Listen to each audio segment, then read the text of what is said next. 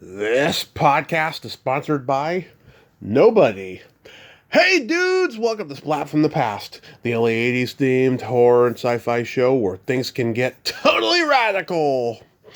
Now today I will be welcoming back Harold Wormser himself from Revenge of the Nerds, Andrew Cassese, and we are going to nerd out on the entertainment of our youth, talking about film, television, and music from childhood. I've been wanting to talk to Andrew again for a long time. It's been 7 years since the last time we talked, and it's going to be great to catch up with Andrew. I've been looking forward to it. Yeah, I'm going to nerd out on film, television, and music. He's like around my brother's age or something, and so we'll have a lot to relate to. Yeah, it's been a crazy year for the nerds. I'll tell you, because we lost Bobby Carradine, we lost Donald Gibb, and of course Tim Busfield had that crazy scandal and stuff. I mean, it's been a wild, crazy year for the nerds, and I hope there's no more surprises within the nerd world of Revenge of the Nerds, because then the movie becomes a cursed movie, and I hope it never does. It's one of the best teen movies ever made. I friggin' love it. And it's going to be great to nerd out with Andrew today. So, yeah, here is my new interview with Andrew Cassese.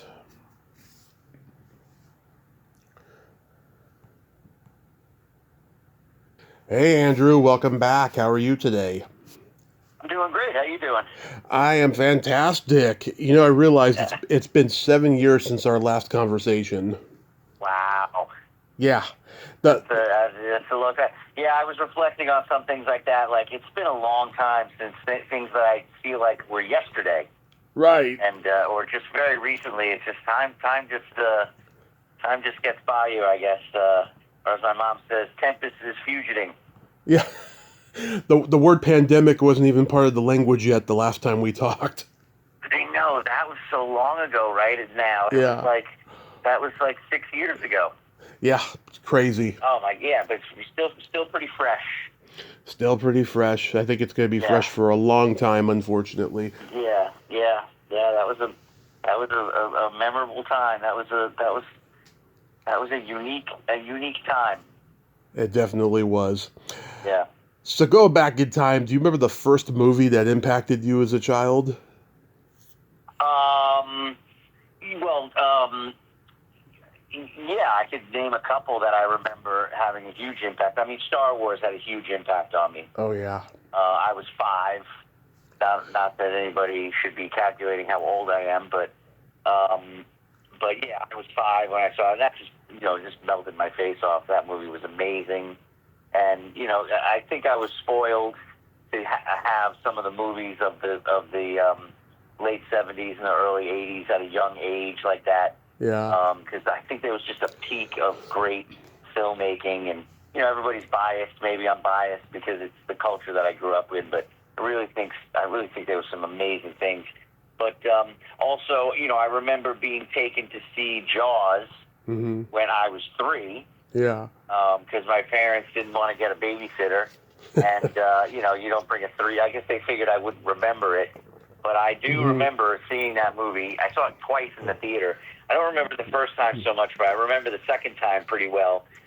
yeah, Because I remember, the Ben Gardner scene with the boat, and I was like, oh, am I going to look this time? It was so scary, such a great jump scare, and so I was just debating the whole time if I was going to cover my eyes or not, because I'm like 3 years old. yeah, But that and that again, going back to how great the movies we had. Like, Jaws is one of the greatest movies of all time. It's the original yeah. summer blockbuster. It was such a huge phenomenon, and that's one of the first movies I ever saw. So it really set the standard, set the bar pretty high for me as far as what a movie experience should be, and so I feel kind of spoiled in that way for sure. Oh yeah, I mean that whole Star Wars phenomenon in '77 was crazy. I mean, I've seen the footage. There were lines around the blocks of the theaters with parents with their kids, and there was no internet back then. They wanted to see what the fuss was all about. Oh yeah. It just that movie delivered. I saw it 5 times in the theater, Wow. we would go. There was a group of friends that we went with because somebody hadn't seen it, and then it was such an easy sort of day out for the parents because they knew we would love it and we wanted to see it again. So it was like just take the kids to go see Star Wars, and just what a great ride that movie was and still is. It's still such a great movie. So, and I'm also a big fan of the first movie.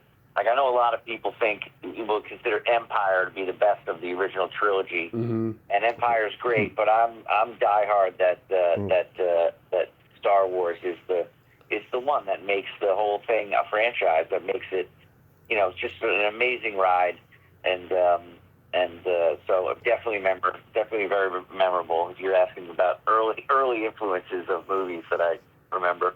I also remember seeing Airplane.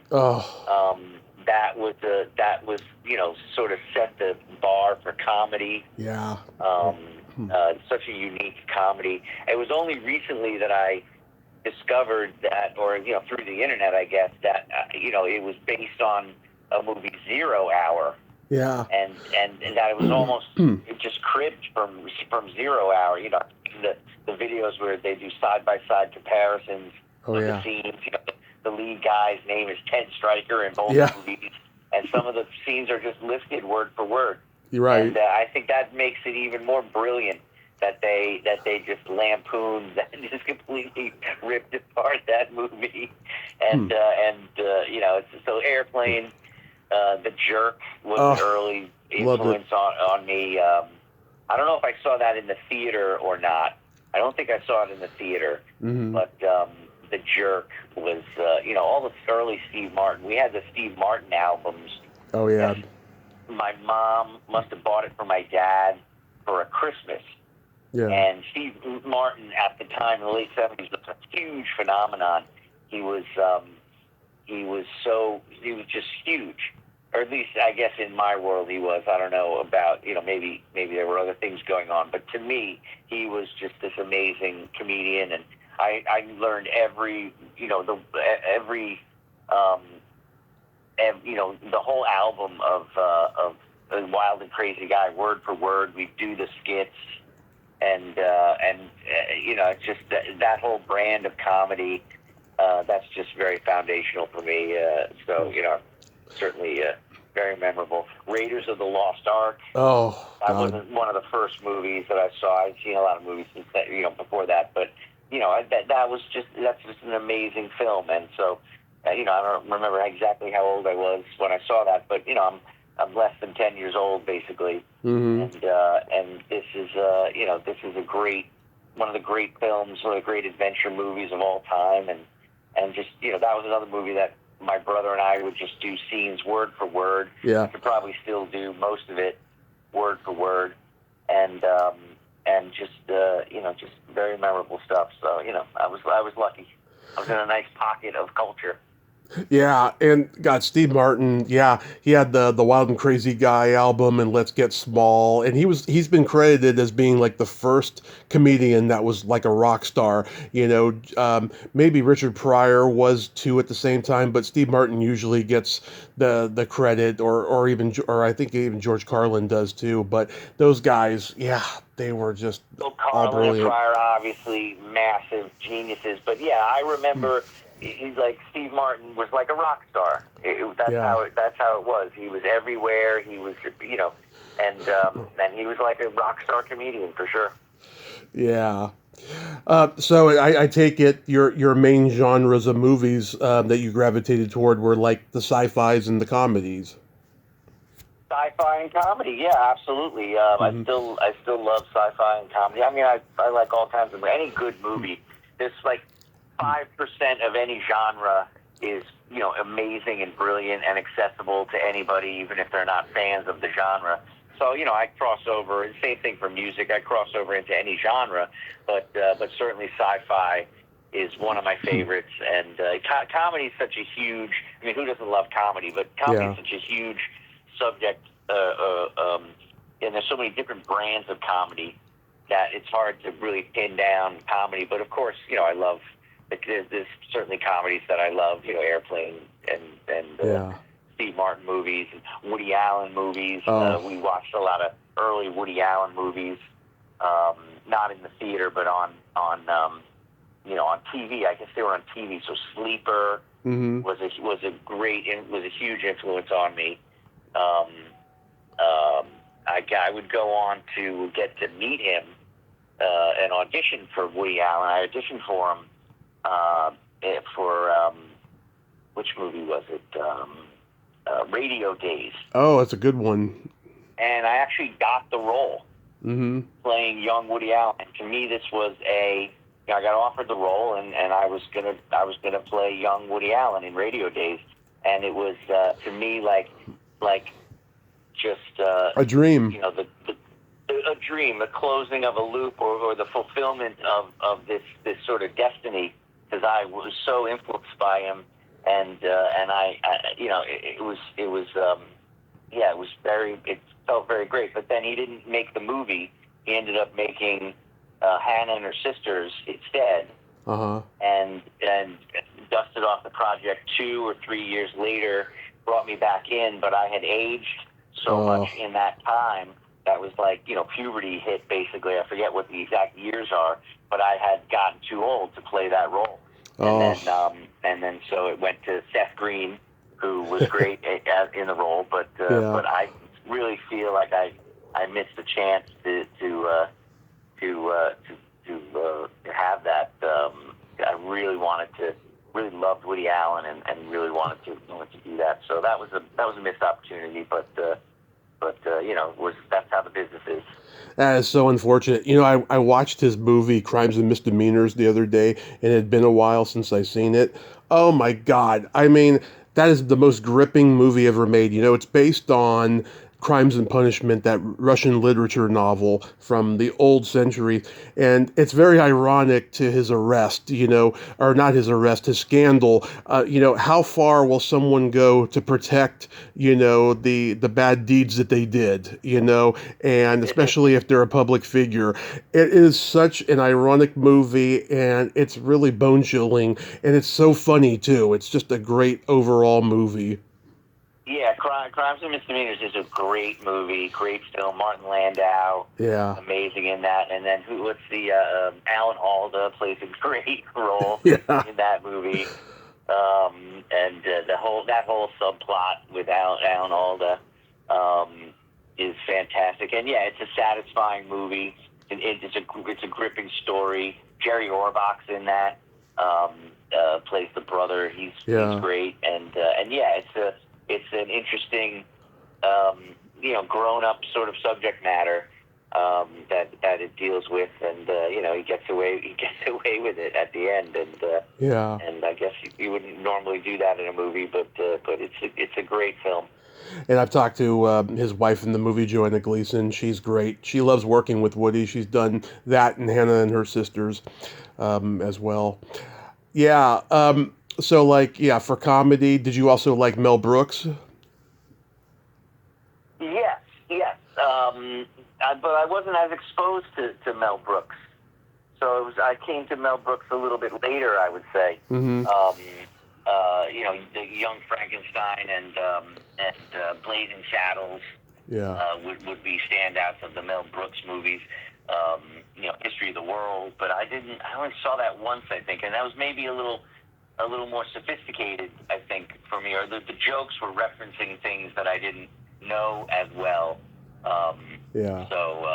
So it was a different experience. But Spaceballs, obviously lampooning Star Wars, reminds me of this movie, this weird low-budget movie of the time, which is probably forgotten or mostly forgotten. But there was a movie called Hardware Wars. Yeah, I remember that. Yeah, I remember. Hardware Wars, where one of the ships was like an iron or whatever floating through space, and it was and I could barely remember exactly everything about it, but I remember that was a big deal at the time too. But it was hard to get because it wasn't I don't think it was a major release, so it was like maybe a video curiosity or something like that. Yeah. Oh, that's so cool. Have you seen the documentary about Mel? Yeah, it just came out like I don't know 6 months ago. I want to say it is brilliant. It is a 4 hour documentary that is worth all the 4 hours. It is just so great how they get into everything from the time he was a kid all the way into the present, and they go through most of the movies. And it's just he's sharp. He's still witty at 100 years old. It's a great Wow, documentary. he's 100 years old. Yeah. God bless him. Yeah, amazing, amazing. Yeah, what a great writer, producer, comedy genius. Yeah, Mel Brooks, legend, absolute legend. Yeah, I was born in '83. My brother was born in '73, and he recorded everything off HBO. We had all the teen sex comedy movies on tape, like Revenge of the Nerds. We taped it the very first night it premiered, and we had Porky's, Private School, all the John Hughes stuff, like The Breakfast Club. That's one of my favorite movies of all time. Yeah, there was a real pocket of just great culture. I think it's not. I don't think I'm biased because it was what I grew up with. I think it was a great moment in culture. Yeah, Very memorable stuff in music too. Music of the '70s, and it was just amazing stuff. yeah, So, and very lucky. he also loved medieval sword and sorcery epic movies like Kroll and Highlander and The Princess Bride. You know. Crawl, yeah, Crawl. What a crazy movie that is. Yeah, Yeah. doesn't hold up exactly, but like just for a kid, from a fantasy standpoint, so dark and fascinating. And yeah, Crawl was a pretty interesting movie. Yeah, and I love one of his sidekicks, one of Ken Marshall's sidekicks in that movie is the obnoxious teacher in Willy Wonka and the Chocolate Factory. Yes, he's in Crawl. Yeah, yeah. Yeah. He's not the one that gets possessed, right? That's a different guy. No, no, Um, this guy. but yeah, the obnoxious teacher. Yeah, he's And always. that's another great movie that influenced me would be Willy Wonka for sure. Yeah, yeah. Willy Wonka. Yeah, this guy. He's always belittling Charlie and stuff in class. Yeah. He was great though, playing one of the sidekicks in this movie, doing the How many comedy. Wonka bars would you have if you? Yeah. He does like Yes. a math Yes. problem with Wonka bars or whatever. Yeah. Exactly. Obsessed with the golden ticket. Yeah. Buy the golden ticket. Yes, that's him. Did you grow up a Muppet fan? Yeah, absolutely. Actually, I was probably more Sesame Street than the Muppet Show. But we certainly watched the Muppet Show. A lot of Sesame Street. Although I was preferential to Electric Company. Yeah.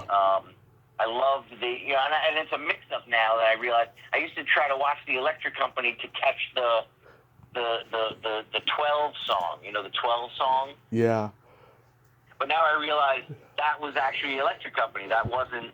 That was actually not Sesame Street. That wasn't the Electric Company. Oh, okay. So that's why I never caught it, or it was so hard to find. But yeah, the Pointer Sisters did the 12 song. I got into them. They had a big album at one point, and I was singing doing a lot of singing auditions, and had singing coaches for audition pieces. So I remember I would practice, warm up to their album. In the car on the way to the audition. Sometimes put in their I forget what the name of the album was, but I'd love to sing along with that album. But the Pointer Sisters are great. Oh yeah, I got to interview Anita Pointer before she died, and she was so kind to me. She sent me a copy of her memoir signed, and then I was going to reach out to her. I had her email by that point. I was going to reach out to her and have her come back on, but she passed away. She never got the message, and I was just so devastated. Oh, that's too bad. But That's fantastic that you got to connect with her at all. That's pretty special. It was very special, man. And I was just leading her down all these rabbit holes. And then you girls were in Car Wash, and then you did We Are the World and all this stuff. And she was so happy to talk about it, Yeah. Yeah. Yeah, they're great. The Pointer Sisters are great. There's a a website and a Facebook fan page called HBO 80s Movie Database, where you can find any movie from the 80s of when it aired on HBO and how many times it aired. And I've been obsessed with this for the last couple of weeks. And for this special occasion, What's the site called? it's called HBO 80s Movie Database.com. And I'm gonna bookmark that. you can find, you could find stats. And so, like, I got some stats on Revenge of the Nerds for this special occasion. Revenge of the Nerds aired on HBO Saturday, August 3rd, 1985 for the first time, and it aired 26 times between August of 85 and December of 88. Oh, wow. Yeah. I think the last time it aired in the 80s was when 2 first premiered. They had like a double back-to-back that night. And they dragged it out for that. right, yeah. And I think Eddie and the Cruisers holds like one of the records for the most airings on HBO in the 80s. It aired like 44 times. Great. Eddie and the Cruisers. Yeah. Eddie and the Crew. What a cool concept. That was a great movie. It's a great movie. HBO was an amazing phenomenon, a cultural phenomenon in that time. Because if a movie got played a lot on HBO, it just gained this sort of cachet value of being well known. Oh yeah. Like you can see it. I guess HBO you paid for it, but it was sort of like free, like a free viewing or whatever. But the ubiquity of getting it out there on HBO, it really made a lot of movies. I think if it got a lot of HBO play, it was just like when you'd go on the Tonight Show with Johnny Carson as a comedian or anything, you'd become famous like the next day. HBO guaranteed cult success if your movie like completely failed at the box office. HBO would make it a cult hit because they'd just rerun it over and over again. It could make a movie a hit. Yeah, absolutely. And it would air sometimes twice in one day. They would show it at like 8 in the morning and then 8 o'clock at night. Yeah, they had weird schedules. Some movies got a heavy rotation. Mm-hmm. You'd see it all the time. You turn it on, it's the same. It's the same movie for like whatever the month. They would do like a monthly schedule, right? Right. And then like sometimes for a month you just see the same movie over and over again, and it really did have an impact on the popularity of those movies for sure. Did you have any movie star crushes growing up?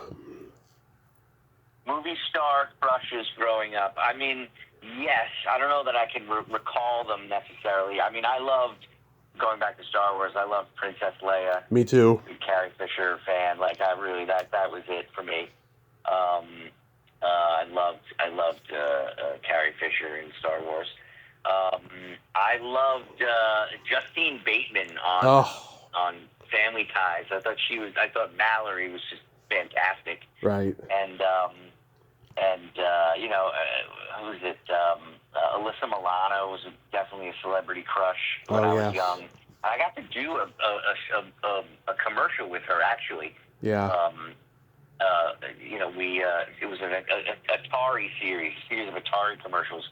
It was like we were this club of kids that would play, whatever the latest Atari game they were making a commercial for, and we were like a boys' club. And then they brought her and a bunch of girls in to be like this rival girls' club, this rival Atari. I think it was Miss Pac-Man was the product. Was the game for that one, and so they were trying to, make gaming, not a guy thing. Even back then, early '80s or whatever, sort of the gender stratification of video gaming was a thing, which I think there's still like, vestiges of that. Or there was, what was it? There was Gamergate or something like that. There was some big deal where there was discrimination and stuff like that. So that's been a theme for a long time. But yeah, I would say Alyssa Milano, Justine Bateman, and certainly Princess Leia. You never got to ask Alyssa out, at least? We were like, 11 years old, so it was not that kind of thing. I wasn't dating. I wasn't going on dates or taking girls out to to the ice cream shop at 11 years old. But Or the school but dance. I wish I had. Yeah, or the school dance. Yeah, well, yeah. I wonder where she. I don't know where she. I guess she was in the New York area. Although I don't know. Yeah, but that's the only interaction we had really was this was on set that one time. Yeah, I mean, all the 80s babes, like Julia and Diane Franklin and Catherine Mary Stewart, I had huge crushes on all of them. And now that I know them, they're like my aunt. And so, like, I don't feel the same way anymore as I did then. Yeah, it's crazy. Did you? I've talked to a bunch of people who grew up in New York, and they tell me that in their areas, in most areas in New York, there were no drive-ins. But did you ever happen to go to one? There was a drive-in on Long Island. It was, yeah, actually, there was a drive-in like somewhere on the North Shore. It was like a half an hour away. I think we saw like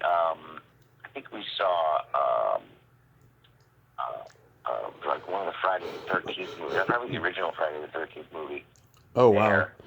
That's my favorite one. My older siblings took me to see that. I was too young to see it, but they could sneak me in or whatever.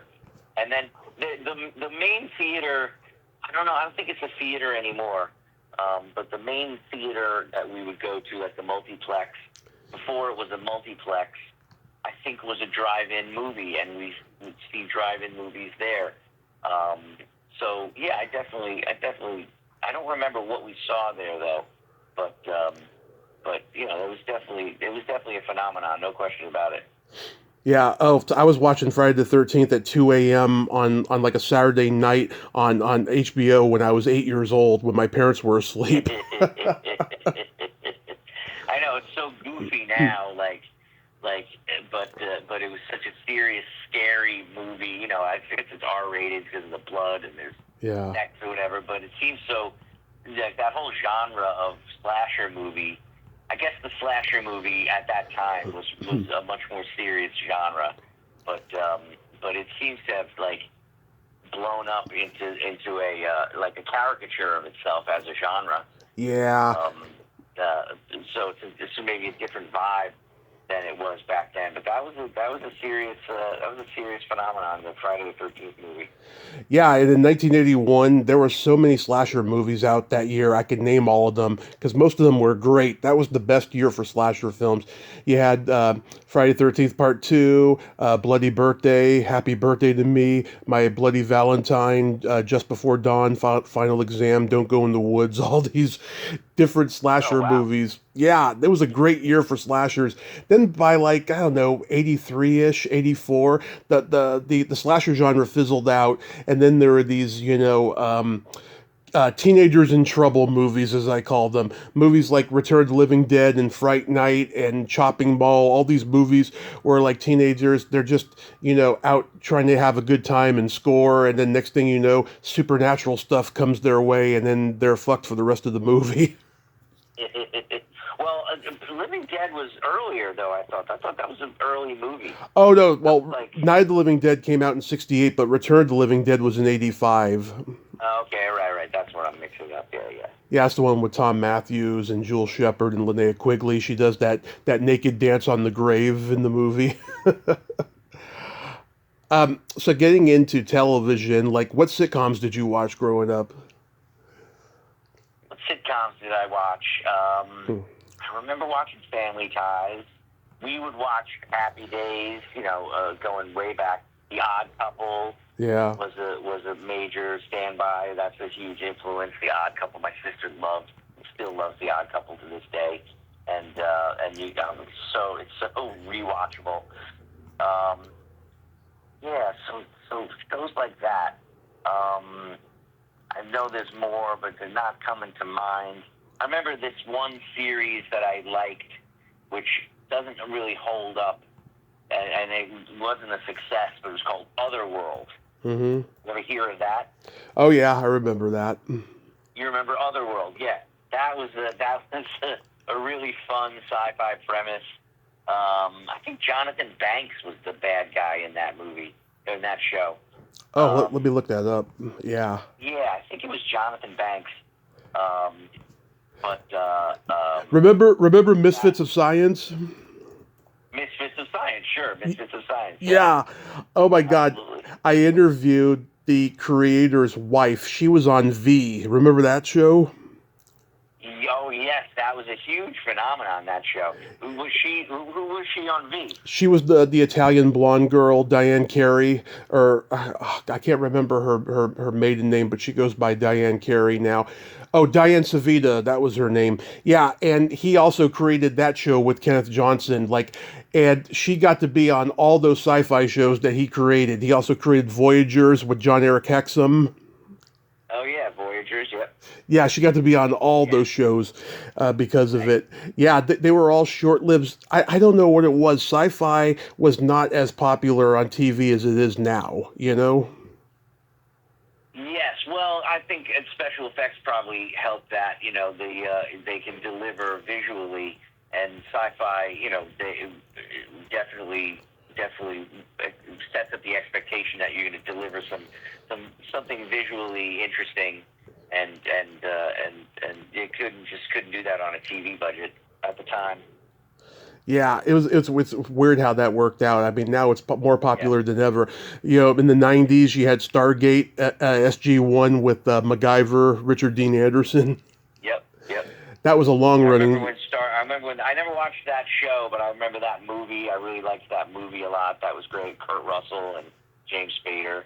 Yeah. And, you reminded me of, you talking about '80s sci-fi. Reminded me of Highlander. Yep. What a great movie that is. Just such great filmmaking. You know, I've kind of revisited it a little bit recently, and it's just such great filmmaking and so engrossing and so satisfying. Remember Beastmaster? Beastmaster, yes, I remember Beastmaster. I wasn't a huge fan of Beastmaster, but I do remember that. Yeah, I remember Johnny Carson had a joke. He said that HBO stands for, "Hey, Beastmaster's on." Yeah, and the funny thing is that movie did not air as much as you would think. It aired like 20-something times, but like when it hit TBS and TNT later, it played a lot. I mean, TBS and TNT really made that movie a cult classic. Yeah, it had that phenomenon. TV has that ability to sort of make or break things like that. Yeah. What were your Saturday morning cartoons? I liked the Super Friends. I was big on that. Spider-Man had a series that I liked. So Spider-Man and the Super Friends. We watched.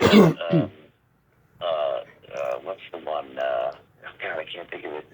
The Mystery Machine. What's the name of it? Scooby-Doo. Scooby-Doo. Yeah. And I really the first shows that I liked to watch were the Lone Ranger was in reruns. Yep. Black and white. I would watch that, and Superman, the original Superman series, was in reruns on Saturday morning, and I loved those. I had some kind of like a cowboy outfit, and I had some kind of a Superman outfit, and I would, wear my cowboy outfit when I was watching Lone Ranger, and I would run upstairs and do a quick change into my Superman costume to come down and watch Superman. So I was doing quick changes even back then, and donning the costume for the role even back then.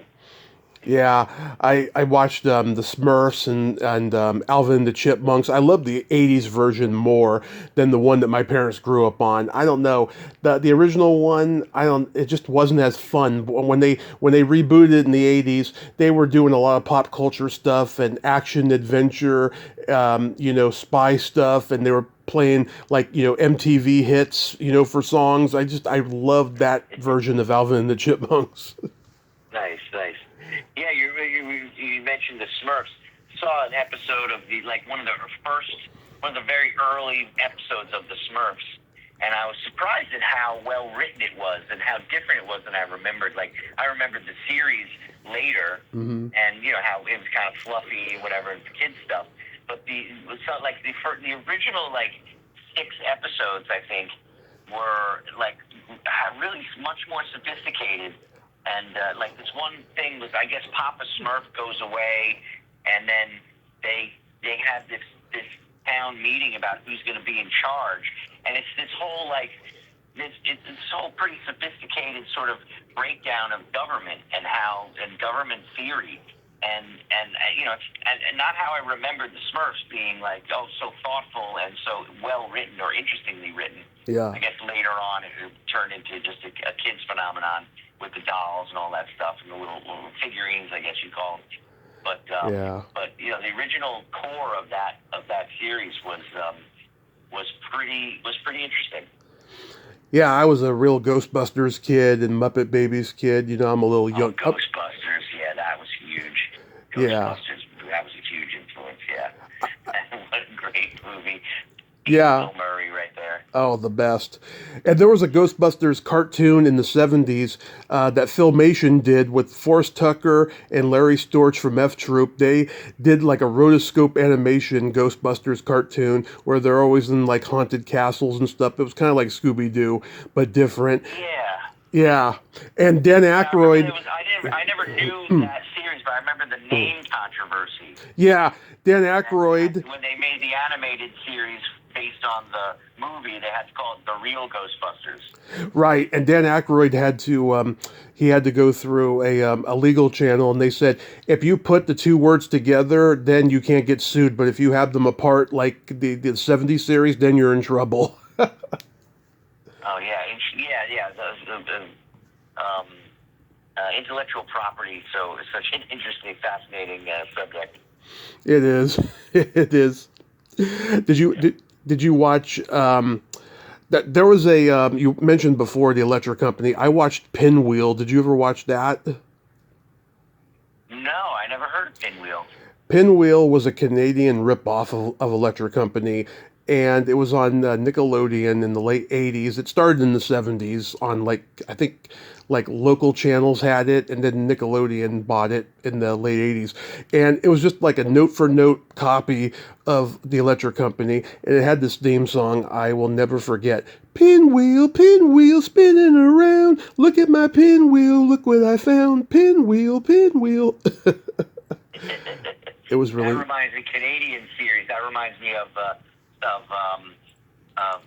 You Can't Do That on Television. Yes. And 3-2-1 Contact. I watched it. I watched You Can't Do That on Television. Every time I was like, come on, Slime. Come on, I want to see you. Yeah. Yeah. Yeah, and also... And You Can't Do That on Television was a great new little phenomenon. Yeah, what's her name was on there when she was little? Alanis Morissette. Alanis Morissette. I don't remember her from that, but I remember the main girl, Moose. Yes. Yes. I would love to find out what Moose is up to these days. Well, I've interviewed Christine, and I've interviewed the adult woman on that show, Abby Haggard. She was only like, I don't know, not even 30 when she was doing that, and she's playing all the adults. She's playing, the woman teacher, or old lady or something on that show. Yeah, she had fun doing it, though. She said it was a lot of fun working with those kids for almost a decade, It was great. Christine McGlade, yeah, that's her name. That's Moose, right? That's Moose. Right.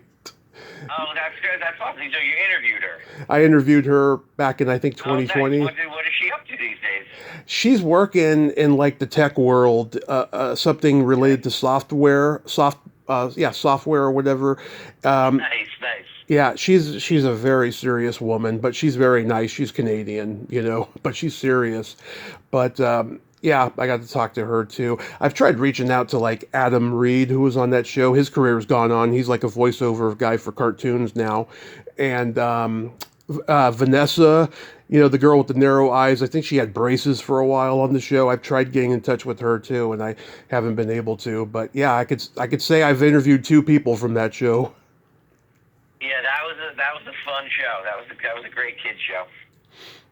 So musically, do you remember the first album you were given or you bought with your own money? No, I don't remember the first album that I bought with my own money. I remember early on I was into the first album that I really experienced would have been Sgt. Pepper. Yeah.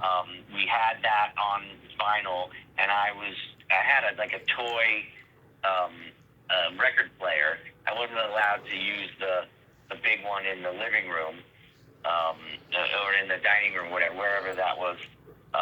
In the dining room. We had this, like, I don't know, it was like the record player was in this large piece of furniture, this large cabinet piece of furniture that was like a chest of drawers and all that stuff, and we kept the dishes at the bottom or whatever, and it was all very nice, but I wasn't allowed to use that one. Yeah. Toy record player, and I remember, grabbing Sgt. Pepper because everybody was talking about it. We had listened to it, I guess, as a family at one point, and then this was already, the Beatles had already broken up before I even was born. But the Beatles were still, still major cultural influence.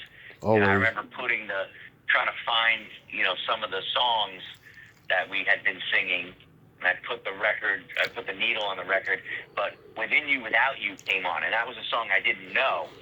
And it was so strange, the way, the sound of the sitar and the tablets, that I thought I was playing it backwards somehow, or that I had broken the record player or something, because it was so otherworldly sounding and so different than what I was expecting. And it took me a little while, but I would eventually come to really appreciate that song and really love it. Just how beautiful it is. But Sgt. Pepper was probably the first album experience that I had. And then I remember somebody got me the 45, must have been my mom, got me the 45 of the Fifth of Beethoven. There was a disco 70s, disco version of it, like a single, and it was getting radio play, and I liked that song. And so they got me the 45 as a Christmas present. Nice. Yeah, my dad had a rock band when I was a kid, and he had very eclectic taste in music. He had vinyl records of like Beatles, Rolling Stones, The Cars, Fleetwood Mac, Alice Cooper, James Taylor, very eclectic stuff. And Rod Stewart. Well, that's just core rock. The Stones and Beatles, and that's the home base for all that stuff. Yeah, him and my mom were very big Rod Stewart fans, and we had all that stuff. I was the MTV kid. I'm sure you remember when MTV was first launched. Yeah, I do. I do remember the early days of MTV and the original VJs, and what a great phenomenon that was. Yeah, I got to interview. Remember Nina Blackwood? Oh yeah, sure, of course. Remember, she had that really exuberant New Jersey accent. Now she smoked cigarettes her whole life. Now she's got a very creaky voice. She sounds like Tom Waits after like 15 cigarettes now. And oh wow, she's really cool. And like she's on the radio, on like Sirius Radio. And we had a great talk for the 40th anniversary of MTV. And she told me something that I was taken by surprise. She said that Madonna's belly button in that Lucky Star video did not create any controversy for the network. I was like, really? Yeah, I mean, it was very titillating for the guys who watched it and stuff, but I mean, you would think it would cause a little bit of controversy, but it didn't, apparently. I mean, they were getting away with it, I guess, then. Nobody was batting an eyelash at the time. Yeah, did you ever see that interview David Bowie did for MTV? Not off the top of my head. Yeah, around 83 when he did the Let's Dance album, Mark Goodwin was interviewing him, and he the interview started off good, but then Bowie starts ragging on him, saying, why does MTV only play white artists? Why don't they play any black artists? And Mark Goodwin has to explain to him. He's like, hey, I personally would like to see more black artists, but I don't have any saying in the decisions that the bosses make. And he says, yeah, but don't you have an opinion? And he's like, yeah. And then he's trying to explain to him about the certain kind of demographic that they're trying to meet. And then Bowie kind of calms down. He's like, interesting. All right. Well, I guess this interview is over. And like Mark Goodwin wrote his memoir recently, and he told the whole story behind that interview. I got to read it because, oh my God, if you go on YouTube, you could see like the short version of that interview and the whole long version of it. It's really interesting. He sounds like it got a little uncomfortable. It did. It did. It's like one of the most notorious interviews that MTV ever did. It's Wow. it's crazy. Do you remember the first concert you ever attended? Yes, the first concert I went to was was Whitesnake at Nassau Coliseum. Oh, nice. Was that in the '87 tour when they like became huge? Yeah, they were huge at the time, and we got tickets for that, and I was so excited that now I'm like, I don't know if I've listened to Whitesnake, at all in the last 30 years, but they were huge at the time, and it was a great show, great concert. But I remember much better. We saw Pink Floyd at Nassau Coliseum, and that was an amazing show. Pink Floyd really was great. That was such a great influence. My brother, made me listen to Dark Side of the Moon. We were on a plane. I guess we were going to Disneyland or whatever, and we were gonna, we were on the plane, and he had a Walkman, and he's like, you need to listen to this album. So just check this out. And I just remember being blown away by it, and got way into Pink Floyd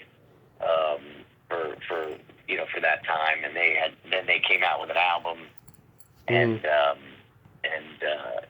what was it, Momentary Lapse of Reason. Oh, and I was just so I saw him on that tour, and me and my friends make it into the concert video in like silhouette practically. There was one quick shot during the song One Slip, and you can tell it's us because my friend's girlfriend had a distinct hairstyle, and we're like, oh, that's definitely Yvonne right there. And so we were all pretty thrilled by that, even though it's like you could barely see us. You'd never know it if you didn't know, if we knew, but no one else could tell really. But that was a big thrill for us to have made it into that video. Yeah, I interviewed the bass player in Whitesnake on the last two tours they did when they were huge. Rudy Sarzo. He replaced the other bass player who played on the '87 album and stuff, and he liked playing with those guys. He came from Quiet Riot and Ozzy. Oh wow, he's an Ozzy band member. Nice. Yeah, well, it's funny. He went from Quiet Riot to Ozzy, and then he rejoined Quiet Riot as they were about to record that album that exploded. And he ran into Ozzy at I think it was the Us Fest, and Ozzy punched him in the face. Because he's like, you quit my band to go back to those guys. He didn't even know what his motivation was for leaving. He was pissed, Ozzy. Oh wow. Yeah, that's a true story. Yeah, Pink Floyd's great. My dad saw their Live at Pompeii concert movie at the drive-in when he was 15. He had never even heard of them, and he had heard that they were this new emerging progressive rock band, and then the next year Dark Side of the Moon came out, and he's been a fan ever since. Yeah, what an amazing album that was. That it still is. It's just an amazing album. I can go back to that anytime. It's never lets you down. Yeah. I saw Alice Cooper was like my first like really huge concert. That guy's a showman. I recommend if you ever have an incentive to go see Alice, do it, because he is vaudeville. He's keeping vaudeville alive, that guy. Major entertainer. Yeah, I got into I never was into Jethro Tull, but I saw some concert footage of Jethro Tull, and I was just blown away by what a showman Ian Anderson was, and just how entertaining it was. I could really see why people got into Jethro Tull, and just the great frontmen. So Alice Cooper, out there,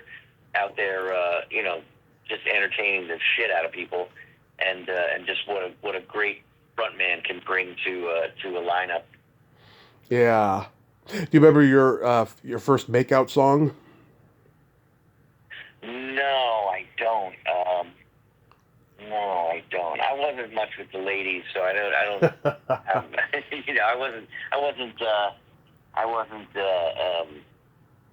making it with every chick when I was a kid. So not quite as memorable, I would say.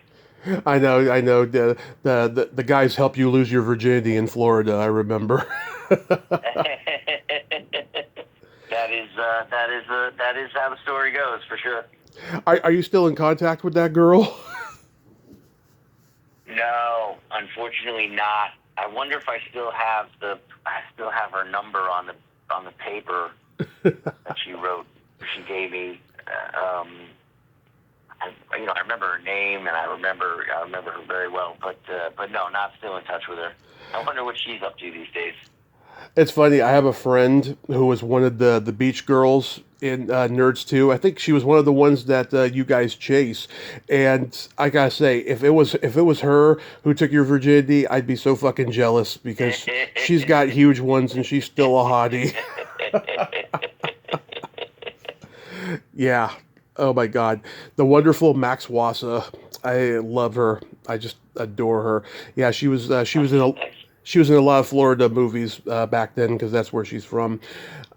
So I'd be remiss if I didn't bring up, this has been such a crazy year for the nerds, because first Bobby dies, and then Don Gibb dies, and then of course there's the controversy with Tim Busfield. I mean, how are you handling all this stuff? I mean, these guys are like pretty much brothers to you.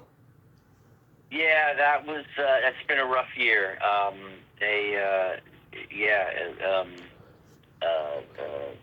Don was a surprise. We knew that he was sick, and we knew that he was, fighting cancer, and thought he was getting better. I thought he was in remission. Yeah. So to find out, to get the news that he passed was shocking, and just very sad. And what a great guy he was. Just a huge personality. It's a real loss, and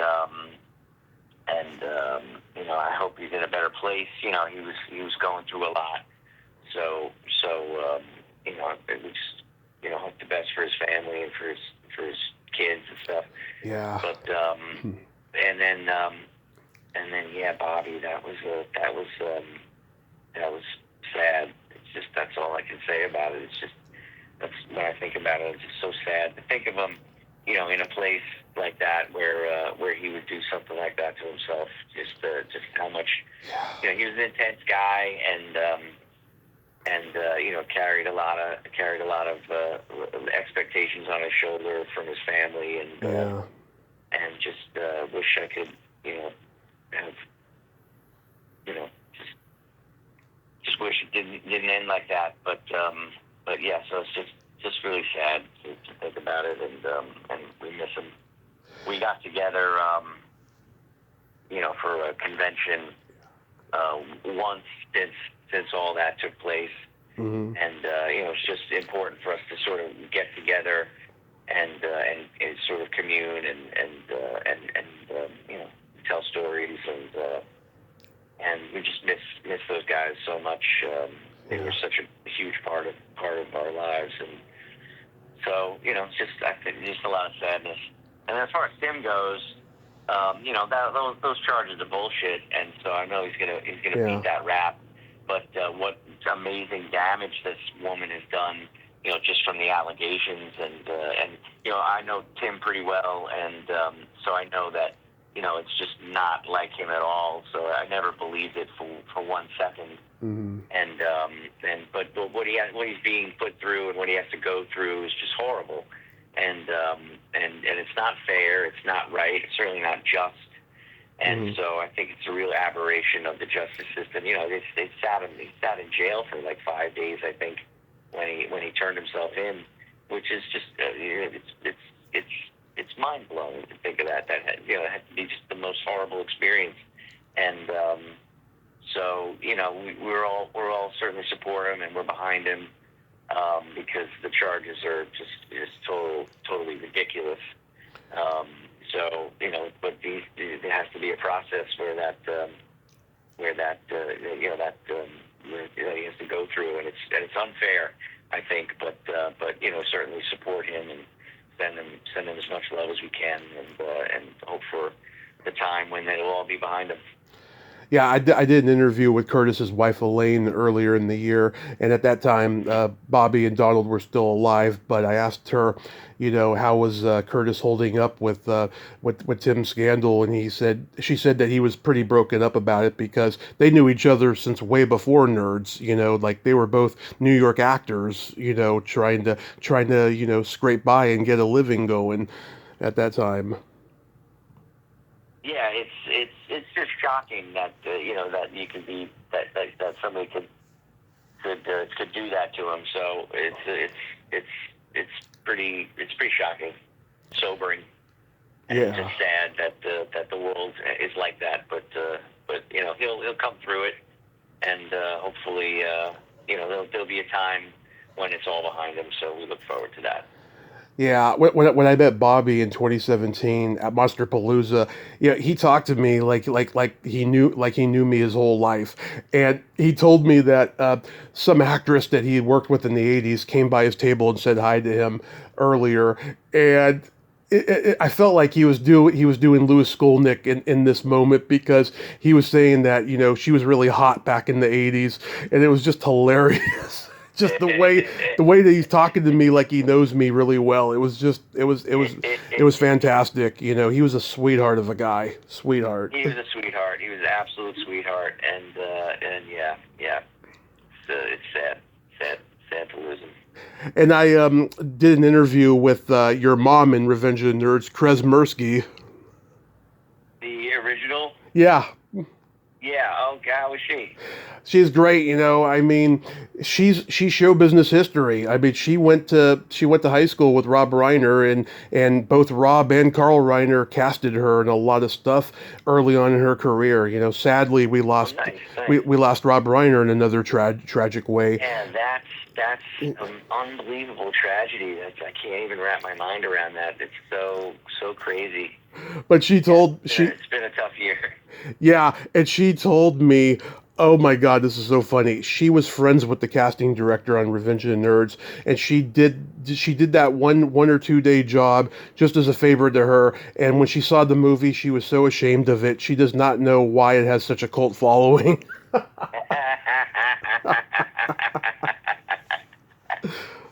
Yeah. Well, I guess that's everybody's got an opinion. Yeah, I've also talked to David Moskowitz. You remember him? David Moskowitz. The name sounds familiar. Remind me. The black curly-haired nerd who's like playing chess with Takashi. Oh yeah. Yeah, he's a radio guy out in L.A. My God. Oh wow. Every day he's posting on social media, scandal after scandal, giving his opinion. He's a funny guy, but also I can just tell he's also very bitter. It's just he's a really funny guy. Yeah. Interesting. Yeah. I tried to get the girl. Yeah, there's a whole extended family of nerds. That I guess. It's important to remember that the movie's got a lot of people in it. Who's the guy? Dooley. I guess Bobby just made up a name for him in one scene. Huh. The guy with the hat. Oh yeah, I remember him. Yeah. So and then David Moskowitz, and I think there was another guy, a couple other guys. Just memorable faces. Mm-hmm. I tried to get the girl who took Lewis's virginity to come on here. She's like the head of a hospital out in Arizona. She went into nursing. Oh, wow. She went into nursing after that movie. I think she was going to the college there in Arizona, and I guess she has unexplained trauma from that experience, and I don't know. Oh, really? Yeah, I don't know what it is. Uh-oh. Yeah, I don't know what it is, but it broke my heart because I was really hoping to get her on here because I had so many questions for her. Wow. Well, maybe someday she'll open up about it. I hope so. I mean, she's interesting. Yeah. I mean, she's still cute, and it would be great. It would be great if she did. So, do you have anything upcoming? Any acting gigs? Any cons you're gonna do? No in gigs that are upcoming of note, and we just did that last con. I don't have one scheduled, but yeah, I've been doing a lot of music lately. I'm in a Grateful Dead tribute band, Mm-hmm. and Nice. and so that's been taking up a lot of my time. And I've really been enjoying playing around the city. We have a show at a place called Wild Horses in the Lower East Side. It used to be Bowery Electric. And I guess they rebranded it as like a cowboy bar. And they do Dead Night on Sundays, and so we're playing there August 30th. We've played there a bunch of times, and so we're coming back there for another show. And so if anybody wants to catch me at Wild Horses on August 30th, you come on down and enjoy some music. Yeah, I'm from San Francisco, so Grateful Dead is like God over there, along with all the Bay Area bands from that time, Jefferson Airplane, Hot Tuna, Santana, all of them, And do you guys ever come to California to play? We have not ventured beyond New York City. Well, we ventured into Long Island. We did a couple gigs in Long Island. Mm-hmm. But we're mostly New York area at this point. But certainly we would if we had a booking. So we'd love to do a festival or something out there. That would be very cool. Oh yeah, let me know if you guys come. I'll try and show up. What instrument? Absolutely. What instrument do you play? Guitar? I play guitar and I do most of the lead singing.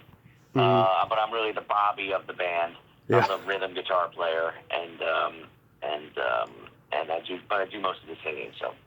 Yeah, my dad was the guitarist and a singer of his band. They were a power trio. They were called TNA, Tommy and two guys named Alan in the band.